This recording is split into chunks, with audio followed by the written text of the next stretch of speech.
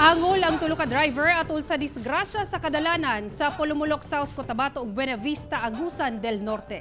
Ato ibalik si Argil, relator. Nagkatag sa dalan ang mga kargang isda sa usa ka tricycle o top-down. Human kini maaksidente sa National Highway sa Barangay Silway 7.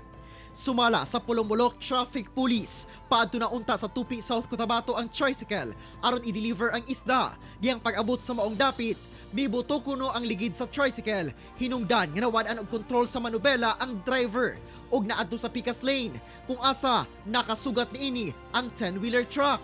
Maayo na lamang wala mas sentro ang pagkabangga niini.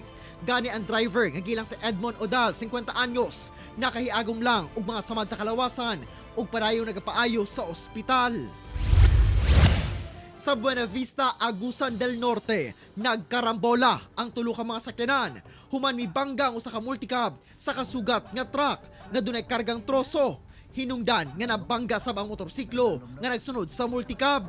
Nahitabo kini sa National Highway sa Purok 5 Barangay Manapa sa maong lungsod.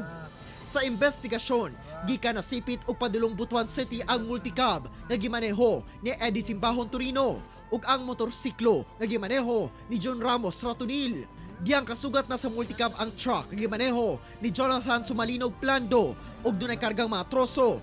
Kalit kuno kini nga nag-left turn, hinungdan nga nabangga kini sa truck ug nadamay sab ang nagsunod nga motor nga nabalintong sa kalsada. Guba ang atubangan nga bahin sa multicab. Nasamdan ang mga driver sa multicab ug motor nga daling gidala sa ospital. Ana-ana sa kustudiya sa Buena Vista Police ang driver sa truck.